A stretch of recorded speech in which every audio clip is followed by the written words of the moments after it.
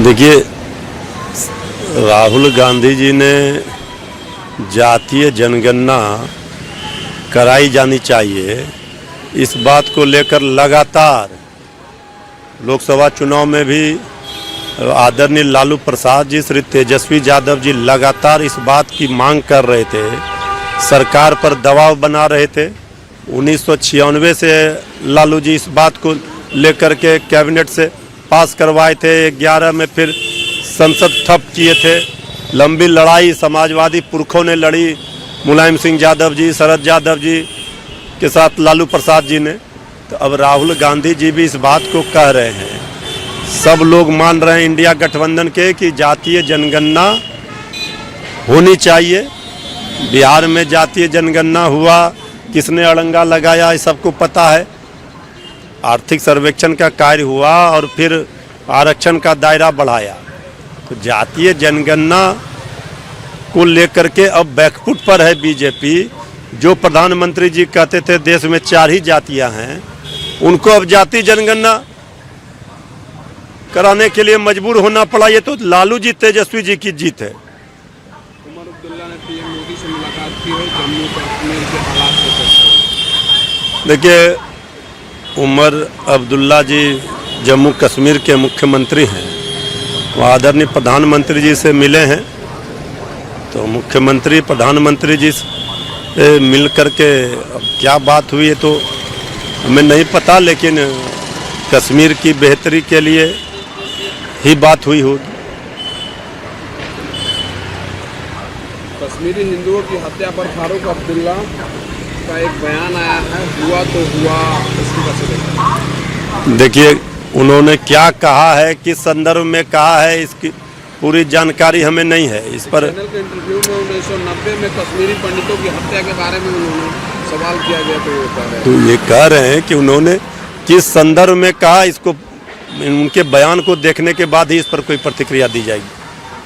पहलगाम हमले के बाद भारत ने पाकिस्तान से आयात पर प्रतिबंध लगा दिए। ये भारत सरकार पाकिस्तान को सबक सिखाने के लिए, आतंकियों के आकाओं पर कार्रवाई के लिए जो भी कदम उठा रहा है, तो देश तो पूरा साथ है। विपक्ष ने तो साथ देने का घोषणा कर ही दिया कि पूरी तरह से विपक्ष ने कह दिया है सरकार जो भी कदम उठाएगी उसके साथ पूरा देश है, विपक्ष है। इंतजार कर रहा है पूरा देश की आदरणीय प्रधानमंत्री जी का 56 इंच का सीना कब दिखेगा।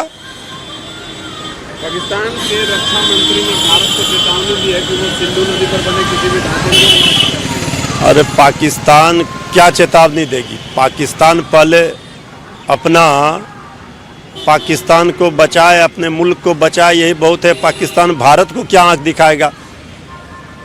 मुर्शिदाबाद दंगा प्रभावित इलाके में आज ममता बनर्जी का दौरा। नहीं, ममता दीदी तो वहाँ पर बंगाल में कानून का राज स्थापित करने के लिए जानी जाती हैं।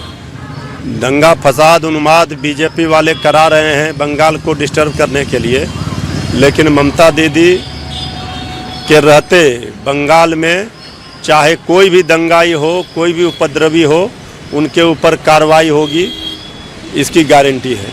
ओवैसी ने बांग्लादेश के मुख्य सलाहकार यूनुस के सहयोगी की पूर्वोत्तर की टिप्पणी की आलोचना की है। आपका अस्तित्व भारत की देन है। और उन्होंने क्या बोला ये हमने नहीं देखा है, अभी इसके देखने के बाद इस पर कोई प्रतिक्रिया। चलिए, आज महागठबंधन की बड़ी बैठक है, इंडिया गठबंधन में शामिल सभी दलों की, और उसमें लोकसभा के, राज्यसभा के सभी सांसद, पूर्व सांसद, विधानसभा, विधान परिषद के सभी सदस्य, पूर्व सदस्य, जिला अध्यक्ष, सभी पार्टियों के जिला के प्रधान, महासचिव, प्रखंड के महाजुटान हो रहा है। और सरकार बदलने का इस खटारा नकारा सरकार को, जो डबल इंजन की एनडीए सरकार है बिहार में, इसको हटाने का संकल्प लिया जाएगा। रणनीति बनेगी, बहुत सारे चीज़ों पर विचार होगा। बिहार की जनता श्री तेजस्वी यादव जी को अपना मुख्यमंत्री मान चुकी है। तेजस्वी यादव जी के नेतृत्व में महागठबंधन, इंडिया गठबंधन की सरकार बननी तय है। आज के मीटिंग में सीएम फेस भी तय हो जाएगा। अरे सीएम फेस तय है। तेजस्वी जी मुख्यमंत्री का चेहरा थे, हैं और रहेंगे, इसमें किसी को कोई कन्फ्यूजन नहीं है।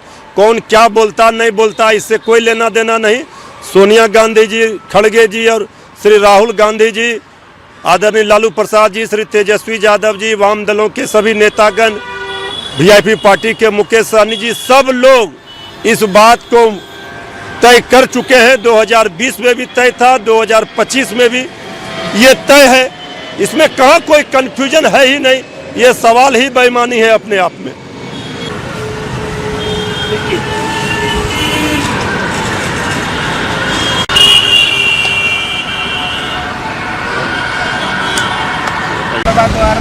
हाँ, ओवैसी बिहार दौरे पर थे और उन्होंने कहा है कि हमारे 4 विधायकों को तोड़ा है, हम 24 उनके तोड़े। ओवैसी साहब दिवा स्वप्न देख रहे हैं। उनको अच्छी तरह पता है ये बिहार है, और जिसके बी टीम बन करके बीजेपी का यहाँ घूम रहे हैं, अब तो वोट कटवा की भी हैसियत उनकी नहीं रहेगी इस बार।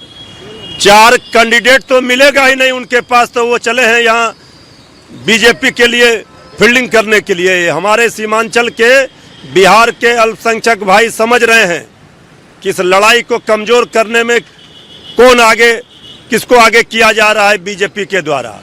यहाँ तेजस्वी यादव जी पर भरोसा और विश्वास है, वो टूटने वाला नहीं है। ओवैसी साहब की दाल इस बार नहीं गलेगी। बिहार की जनता और हमारे अल्पसंख्यक समाज के भाई करारा जवाब उनको देंगे। अगर आप ये वीडियो YouTube पर देख रहे हैं तो हमारे चैनल को सब्सक्राइब करें और बेल आइकन को दबाना ना भूलें। अगर आप Facebook पर ये वीडियो देख रहे हैं तो हमारे पेज को लाइक करें।